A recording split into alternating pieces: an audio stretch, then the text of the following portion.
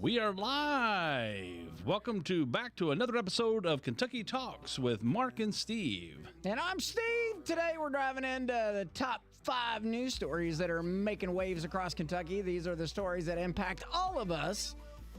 So let's get started. There's a lot of stuff going on. Well, the first thing that we have up here is that there's an ongoing political battle between Governor Andy Beshear and the Republican-dominated legislature. Recently, Governor Beshear vetoed several bills, including those related to abortion and LGBTQ plus rights. This has sparked a lot of debate and controversy.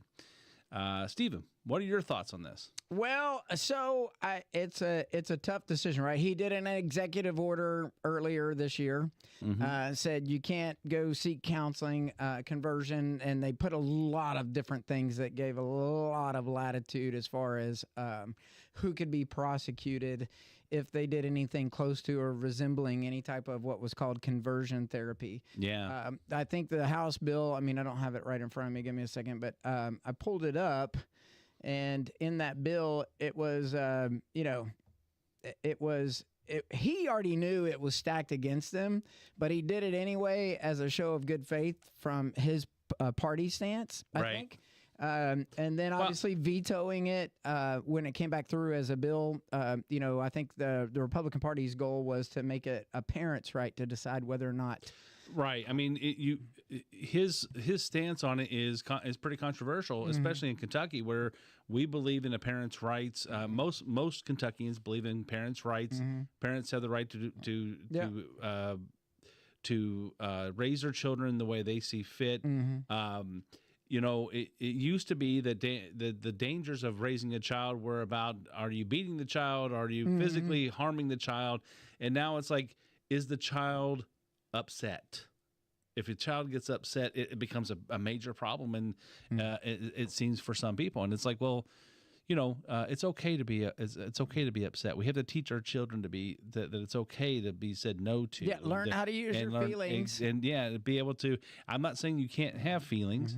But that doesn't mean that your feelings drive the ship. Yeah. Now, I do agree with my friends on the left where they talk about there are certain types of counselings I really do think that was meant for.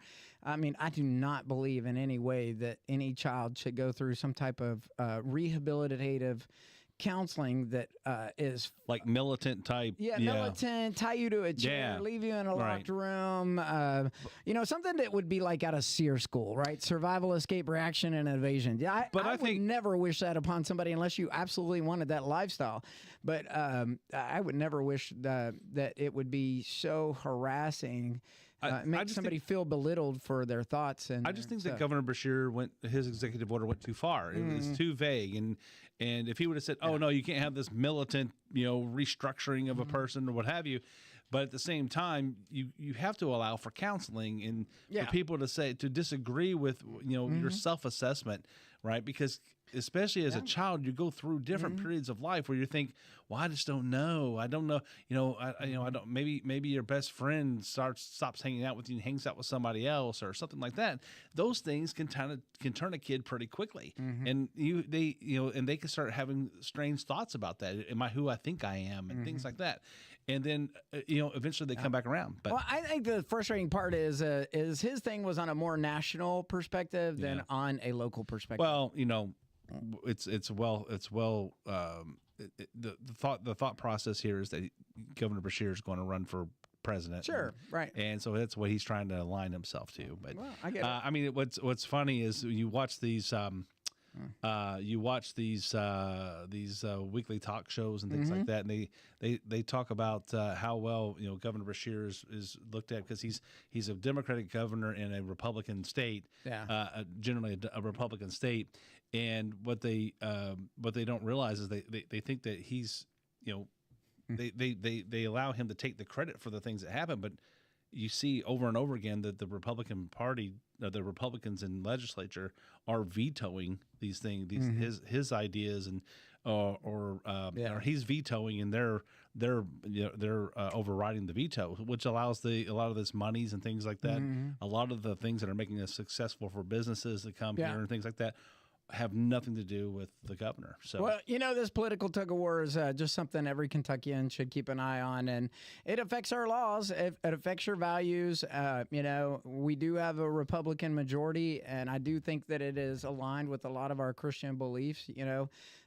So I think we should move forward and just continue to be involved. The less involved you are, then the less. You get to have input with your elected officials. If they don't hear from you, they don't know what your wishes are, Right. Absolutely. And, but you know what? Moving on to our next story, it is breaking. It is Kentucky high school basketball state tournament is in full swing at Rupp Arena. Yeah. They just finished up the opening round of the NCAA tournament last week for the college. Now this week, KHSAA boys or Sweet 16 is now going on in Rupp Arena, so it's busy over there in Lexington. Have you seen any of the games or?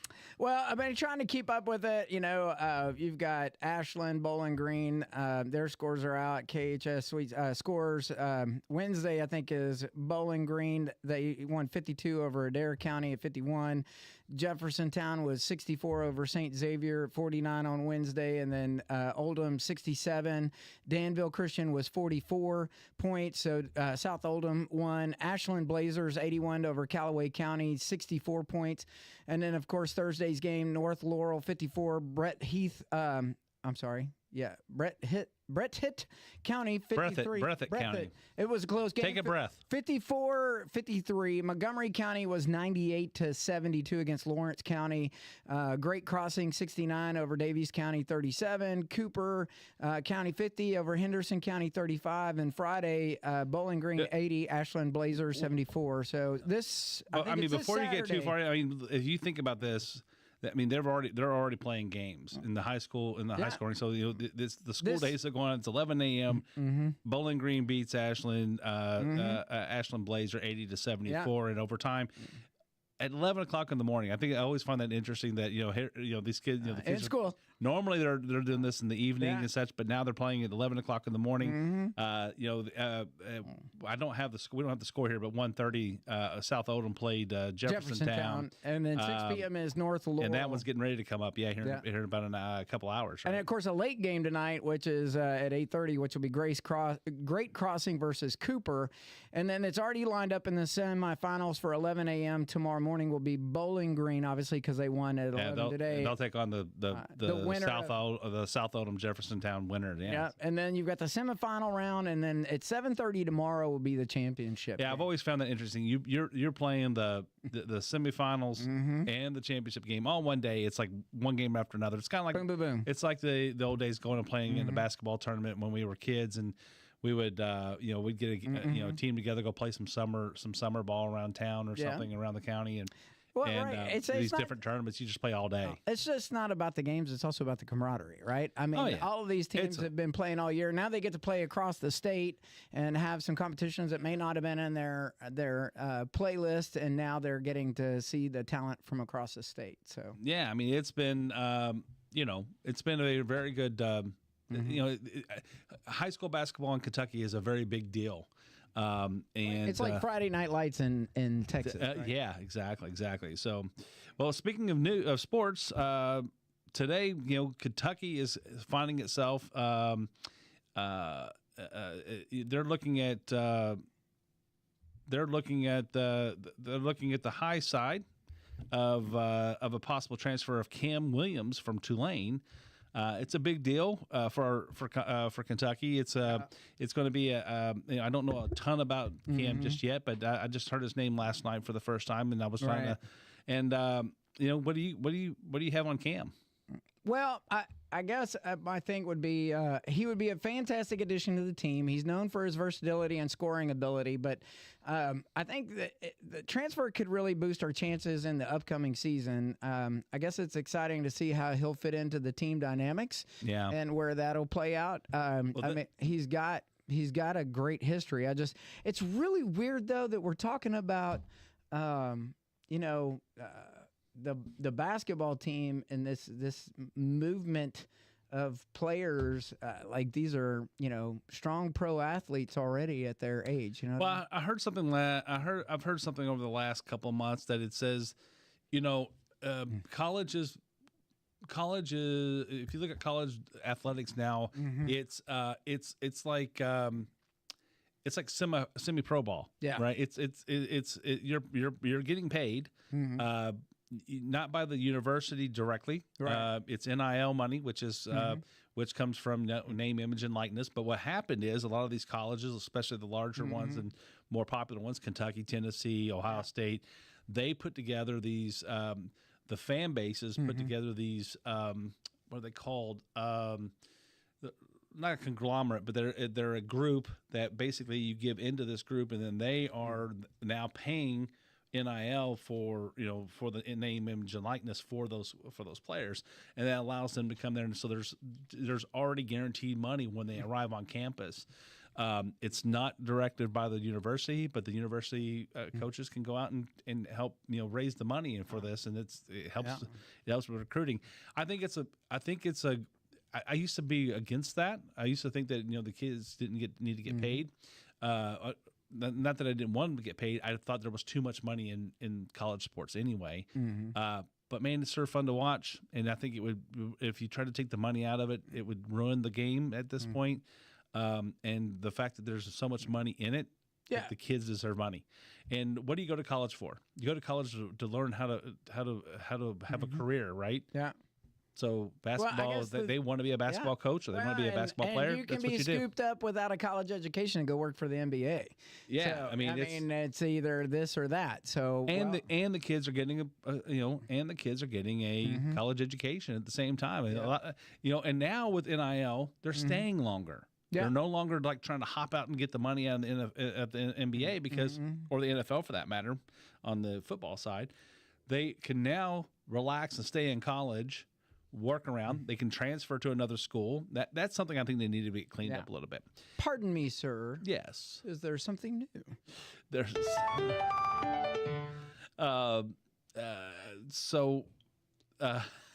that was a good one. It was really good. It threw me off. Pardon me, sir.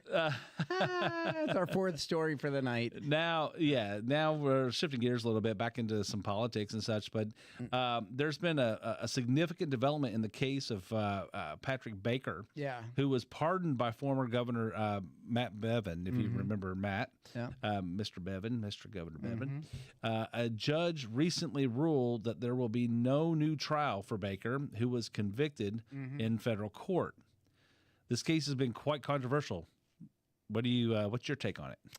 Well, as anything, it can be complex, right? I mean, we're not attorneys, but the precedent. It's just like watching Biden get pardoned by his dad after he said he wouldn't do it, right? Okay, so and you could have a conversation all day long as a local about that being right or wrong. But, at the end of the day, that's his son. He had the power to do it. Would you have done it? I don't. It's tough. I think you do. I think that family comes first, and the thing is don't apologize for it. Don't lie about it. Just say, he's my son. I'm going to take care of him. Do you put a little fear into him for doing the things that he does? Sure. But that's a different thing. But one thing that I have to ask myself like this, because he's got Governor Bevin could only pardon him for state offenses, right? Not federal offenses. So that would have to come from a president or what have you. So now the federal government is no longer looking to. No longer looking at it, right? So, again, it brings argument to probably every plaintiff, lawyer, or criminal attorney that would ever fight a case in a criminal case or something to that effect. It adds a new dynamic for the state of Kentucky based on a judge's ruling, and then of course the powers of the office of the executive branch for Kentucky. So, it's a new dynamic, right? It is.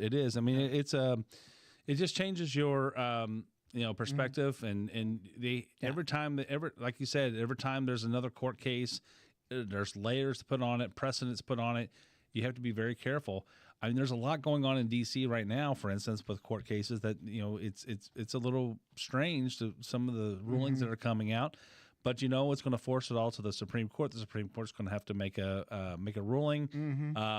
And as we've seen in the past, they don't all go President Trump's way, and they all don't go the Democrats' way. So but still they set precedent. Yeah, the ruling is simple. There is no new court case surrounding the case because it was pardoned, criminal case. The criminal case has already been adjudicated and it's been pardoned. So yeah, so the last story. Before you go into that, okay. So I just did want to tell everybody that we do have some storms coming through this weekend. Yes. It's an addition to our segment this week, but it should be severe. Could be severe weather possible. Specifically Sunday night, I believe. Yeah, it is Sunday. So keep an eye out to your NOAA radio and weather forecast. Yeah. We do have a weather button on our website at themessengerky.com. It's on the top left side of the website. It's got the temperature. If you click on that, it'll also keep you informed with weather updates with our website. I can only stress to you that we're at the beginning of the April season. Obviously, this is it. I mean, you're going to have storms now, rolling through between now and all the way up through the end of May. End of May. And so, one of the number one things is just make sure you're prepared. Right. Make sure you have a way for people for you to get information. Yeah. A battery powered radio, maybe because you won't, if a storm hits, you're not going to be able to necessarily be able to rely on your cell phone, your television, your infrastructure at your home. You're going to have something that's mobile and something that radio. NOAA radio is a very good multiple towers. Very good. Yeah, it's running all times. It's on a I think it's on a shorter wave, right? It's not. It's on a UHF and a VHF frequency. Right. So it's covering all the bases, and you should be able to pick it up at just about anywhere, at any time. But thanks for bringing that up, Steve. Yeah, go ahead. So anyway, the last story we wanted to cover, we call it the last story, but maybe you never know with us, right? Yeah. I got a curveball for you at the end. So this story is about the economic impact of federal budget cuts on Kentucky, with recent cuts proposed by the Trump administration. Yeah. There's concern about how this will affect our state, especially since Kentucky is one of the most federally dependent states. What do you think the potential impacts are? So, well, this is why I think it's important. Our representatives have done a great job. Last year, they had the budget in legislation. They put money aside, right? Yes. And the rainy day fund. I think Nancy Tate calls it that. I love it, the rainy day fund. But we've never had the budget where we've had this additional money, and with good measure, they use that money as well to make sure that they offset in the school districts additional monies. I think it was a House Bill 1 last year that gave school districts additional monies to support local school district programs. Yep. That could either go towards payroll, it could go toward building structure, it could go to anything that the school district needed in order to equip them over the next 2 years before they come back to do another budget, because they have a longer session when they do that. Right. This year, they don't discuss a lot of those budget issues unless I would assume they would have to legislate for emergency funding outside of the normal budget year. But I don't know that they had any of that this year. But with these cuts being in the year that President Trump took over, some of those monies that we have that were dedicated by the government is what the budget was passed to support. So it'd be interesting to see what those impacts will be. A lot of those monies have already been received by the state. All right. So it'd be future payments. Whether it be, like they said, the Department of Education is going away, but the programs that supported we're saving on administrative monies, not on cutting monies from that are allocated to the states. That's right. The states are going to get that money more directly.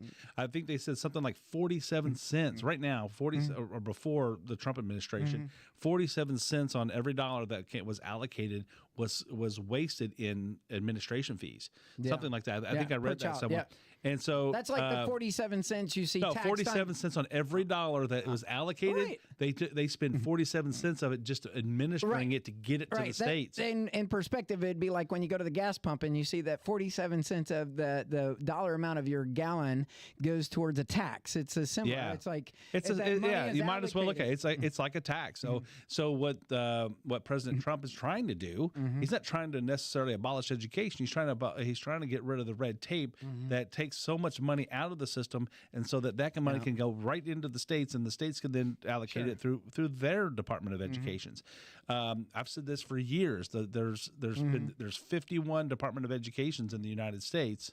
You have 51 in each state, and then you have the federal government, and the federal government is like a dam, like a log jam in a river, right? The money's there, it's building up behind it, but it's not getting through to the states as well. That's why you have teachers having to spend money out of their own pocket to get paper and supplies for their kids and things like that. So they did say that their DOGE has announced that 10 grants to the Kentucky Cabinet for Health and Family Services will be terminated. That amount is $122,137,033. Human Resource Cabinet and one to the University of Kentucky Research Foundation will be terminated, reportedly generating like does it say what those are $5 million for? in savings. I'm getting to that part. Yeah. Called grant terminations unlawful. They've received notice of grants being canceled. Beshear said it's an unlawful cancellation and we will challenge it. These are contracts that we have. The contracts can only be terminated for cause, which means somebody did something wrong, and they're trying to define cause as the pandemic. That's not a legal argument, is the argument back. So there's going to be some back and forth in these cuts that are being determined, but it's going to play out. It's going to have to play out in the courts. We've had these discussions before where, it's going to be an interesting test of our systems between executive, legislative, and the judicial branches of our government to see where those powers lie in order to regulate spending in such a way that we're not wasteful spending. And I'm sure that these grants are probably important. They were important for something or they wouldn't have applied. But again, without being able to peel that back and dissect it closely to find out who is truly impacted, much like the discovery that the DOJ has said before, like, why are we paying a 9-month-old a business loan? You know what I mean? Yeah. There's so much fraud in all of these things. I do think it's invaluable to validate the dollars and where they're going, and if the Kentuckian recipients, the intended recipients, are truly the recipients of said dollars. You know what I mean? Yeah, so that's got to be peeled back. I think so. I mean, and that's what a lot of this is about, is making sure it's getting to the people who need it, who are actually require it, and not to the 10, 20, 30% of scam artists and things like that are